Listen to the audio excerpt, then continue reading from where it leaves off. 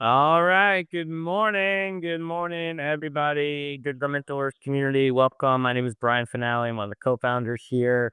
And welcome. Happy Monday. This is the call where we dive into some mindset to just set the tone for the week, give you some new distinctions, some new ideas to help you move the business forward. And if you're a guest here, chances are you're a coach or an inspiring coach looking to package up your knowledge, bring it to market, start making money, sharing your expertise with the world, which is awesome. Well, thank you for who you are and your desire to want to help, give, serve, solve, maybe help somebody who might be one or two chapters behind you. That was admirable. It was awesome. And we here at Digital Mentors help you do that. And if you are a guest, make sure that you can go to digitalmentors.io or get back with the person who invited you, and they'll give you a free ticket to this Wednesday's workshop where we give you the system, the framework that we've used to generate $60 million of coaching and digital education programs over the last, 15 years or so. And we give that to you for free on Wednesday with a bunch of bonuses to help you grow and scale, attract clients, and really take it all to the next level. So all that's on the house. It's our contribution back to this beautiful coaching space and coaches who are being called to serve. So with that being said, let's get started. Today we're going to talk about this idea because it comes up all the time. It comes up all the time with many of the coaches that not that are just in this community, but across the world who are doing the thing is around sales. This idea that sales is bad is the first thing.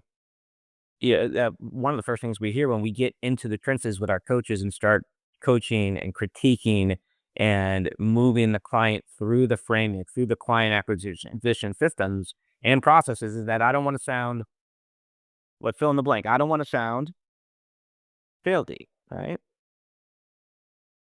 So keep in mind that this whole business is sales. Everything is sales, by the way. That shirt on your back. There were multiple sales from planting the seeds, just acquiring and stripping the content, the manufacturing of the shirt to the distribution of the shirt. There was sales at every single step, dozens of little micro sales to just create the shirt that's on your back. And everything in this world is sales. Being able to communicate and connect. So when especially a newer coach getting started, one of the first things they say is, "I don't want to sound salesy." I like, well, let's pump the brakes. Let's make some clear distinctions, some definitions here, because right off the bat, if you have a negative connotation around this idea of sales, you're not going to do it, and that's the problem. That means you're going to be in it, and that's great if you want to run a nonprofit. Most of the coaches we attract want to create revenue and profits. And if you don't want to, if you just, before we even get started, have this idea that I don't want to feel or sound salesy, just let's talk about that for a minute. And I understand, of course, I said the same thing when I first got started back in 2005. Really, what that means is I don't want to sound pushy. I don't want to sound like aggressive or manipulative. And that's okay. That's cool. That's good. But just careful when we say I don't want to sound salesy because sales, good, proper sales, there's nothing to do with being pushy or manipulative or mind hacking NLP, all these like that's not what sales is. Let's just learn some skills and lay some definitions down as to really what this is. Because at the end of the day, sales is, in my belief, take what you like, leave the rest. Sales is how you change someone's life. I had a mentor who is now passed, really hit this home for me. And me being open and okay, having a lot of limiting beliefs myself, being okay to start charging 5, 10, 10K, 20K, 25K, even 50K type of programs. And sales, giving someone the decision, the opportunity to change their life. I mean, think about this. Let's say they have a problem. Okay, your ideal client. Let's just assume that you've already done some work. You know, right, your ideal client, the problem you solve, and you put together a beautiful, irresistible offer that solves that problem. Okay, so your client has a problem. You can solve it. It's selfish to not get good at being able to communicate and help that individual. Because if you don't, they're going to go find somebody else, or even worse, they're going to walk away not having their problem solved. They're still going to wake up tomorrow with whatever pain, ailment, illness, whatever the problem, and it's still there. So they don't better their life. You, of course, don't get a client. You don't benefit from the economics of it. There's no transfer of value. And you don't get to, more importantly, share your knowledge, your expertise, your wisdom. Nobody wins. You get that, right? And that's because you had a deep underlying core belief that sales is somehow bad. When in reality, sales, I mean, there's so many books. Jesus, one of the best salesmen on the planet, right? Being able to get others to look inside and ask questions and show them the way. And there's so many books you can go, there's a ton of them speaking to that story, to that being as being one of the greatest salesmen on the planet. And there is a spiritual component to selling. I believe that sales are ultimately, at the end of the day, is a vibration and an energy. And yes, we can't discredit, we can't discount the idea of skills. Because in the sales conversation, 90% of the talking is done, if we're doing this properly, is done by the client, by the prospect, by the potential prospect, right? Well, I should say potential client, by the prospect. It's questions. It's questions. It's literally you asking the right questions, being in the pocket, so present. What a gift to give someone your energy, your presence. And if you do that alone, you're going to be ahead of like the other 80, 90% of coaches out there who are just frazzled, stressed out. They can't stay calm. They can't stay in a conversation. They don't have eye contact. They're scattered. They're all over the place. They're trying to talk because someone told them that talking means leading the conversation. You got to be a leader to be able to close. And actually, the one doing the questioning is the one that is leading the conversation, just like a doctor would when you go in to see a doctor. Right? They're the expert, they're authority. So what's going on today? They're checking in, they're doing a diagnosis. It's the one questioning that is leading. And actually, you and me as coaches are going to be talking very little on these calls, which means when we do talk, it has to matter, right? And this idea is all through when we talk about these questions, we're basically wanting to get the client to internalize their own pain and come to their own conclusion that, oh my gosh, Sarah is my gal and I need this now. If you can get the client through strategic questioning to basically ultimately at the end of the conversation or somewhere in it say, hey, yes, I need to change. Yeah, I got it. Yes, I need to make a change and I need to make that change now. That's kind of the goal with the way we teach sales here, the 5-step questioning process. If we can get the clients and not just feel, but to actually physically speak that, and more importantly, feel it, that they need to make a change now based on where they're at to where they want to go. It's not working. Their health, their career, their relationships, whatever it is that you do, and being able to guide and lead that conversations. When we rip all this stuff apart, this isn't like a sales training. What is under all of that muck, under all of that, this idea of I don't want to sound salesy, it's something deeper. If you can't ask for the sale, It's something deeper. And it's also keeping you and your family broke and stuck. And I don't know where that came from. We've all got life happen, things going on, religion. It's better to give than to receive. How about both? Like yes, it's a beautiful thing to give. What you give, you get to keep. And without receiving, you're stopping the energy, the flow of this beautiful thing, the spirit, the God, the Christ-like energy, the flow to give and to receive, to allow it through your nervous system to say, hey, universe, I'm here. And it's okay to receive and allow and surrender and bring that wealth and receive it. So to ask is going to be my method for that. For you to ask. Like God wants to flow through you. She wants to bring it to you. He's right. I mean, they are whatever you believe. Right? It's a consciousness. It's a mirror. It's responding. It's not reacting to what you're saying. It's responding to who you're being. If you're having the challenge, making the offer, asking for the sale, we have to get in there.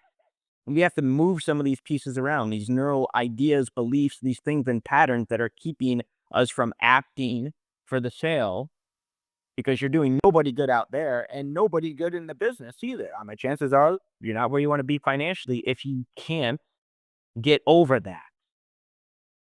So my invitation to you today is to go ask somebody for something.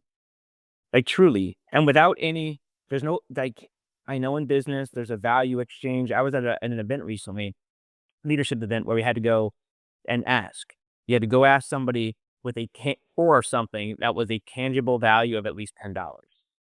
And that was tough for me because I mean, I don't want to hand out, right? I don't want to, I'm not asked. I've always been taught and believed that, hey, if I'm getting $10, cool. What is the value exchange? How can I be of service? What can I get? Right? Because I don't want to just take. Stop that. Just stop that. Just for a minute, for today, just surrender that because this was a breakthrough for me as well. And I've been doing this for 20 some years. Like go ask somebody if you are in a big city and you're on a train, if you see somebody with a newspaper, go ask them for the sports page.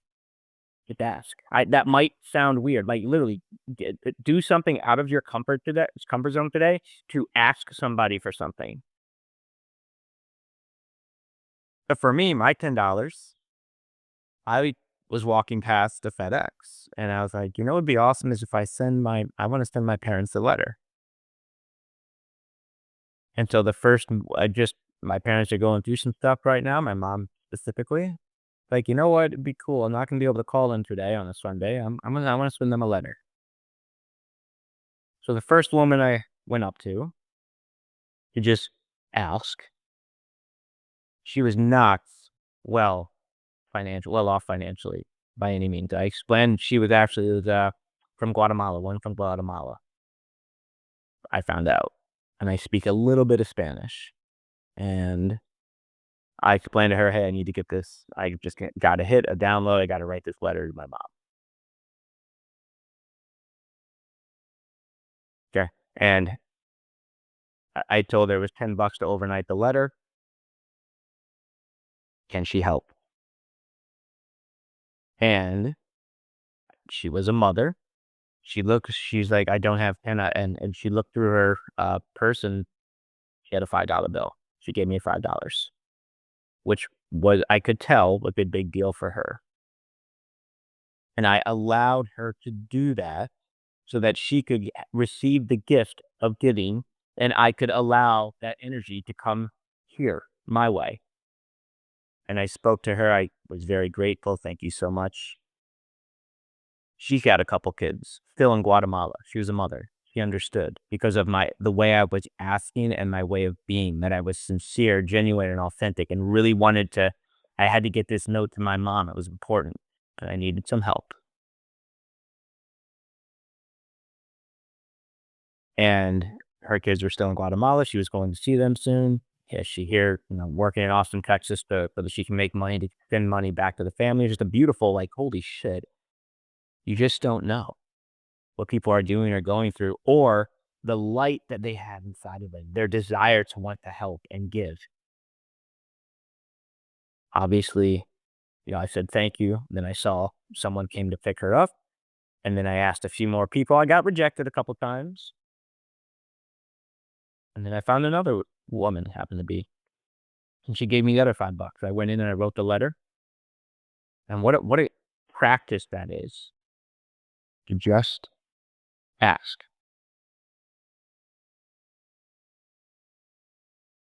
and start to get over this fear that I can't ask for the sale. Okay, so it is struggle for the rest of your career and whatever entrepreneurial venture you take on, because sales, this is not a job. The money does not come in until you performs, and we put together an offer, a sexy one, a good one, and we put it in front of the right person who has the problem you can solve, and then you, as the leader, ask. If you feel in your heart of hearts and in your soul that your whatever program, offer, service, course can help client XYZ, you have to get over this.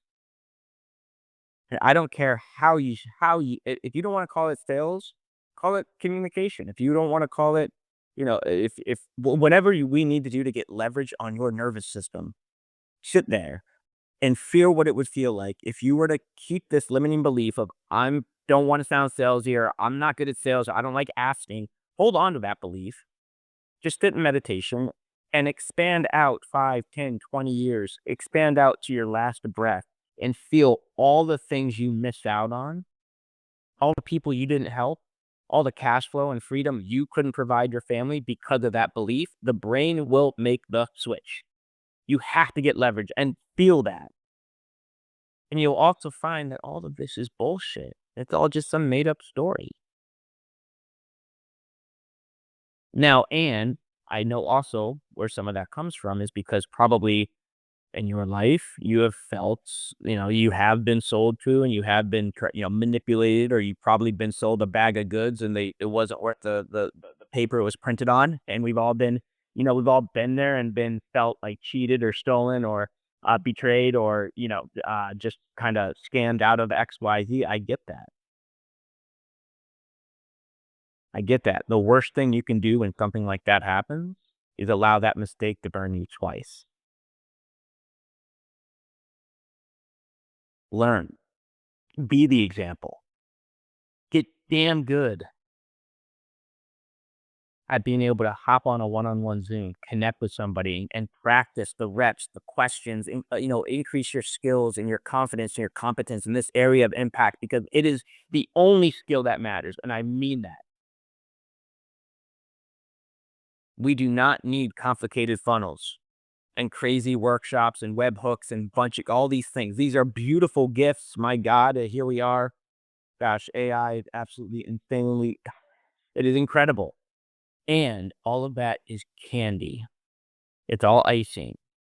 We teach coaches how to get in conversation today, now, because all we need is someone on the other side who has the problem you can solve. You don't need complicated XYZ. We don't need crazy long sales funnels or sales stages. We can't automate the thing if we don't even know it works anyway. So this is the skill where if I had to start all over, this is the one thing. The leverage, the automations, beautiful things. You guys know if you're in Digital Mentors, these are the things we help you build, because they give you freedom. They give you your life back. They allow you to reach so many more people.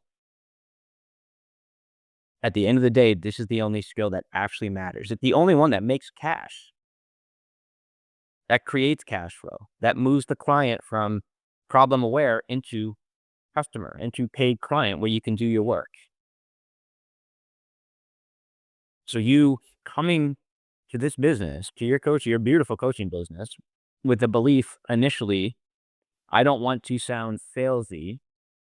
Said differently, I'm not good at sales. I don't like asking for the sale. That is something deeper than that surface level bullshit, and you have to handle that.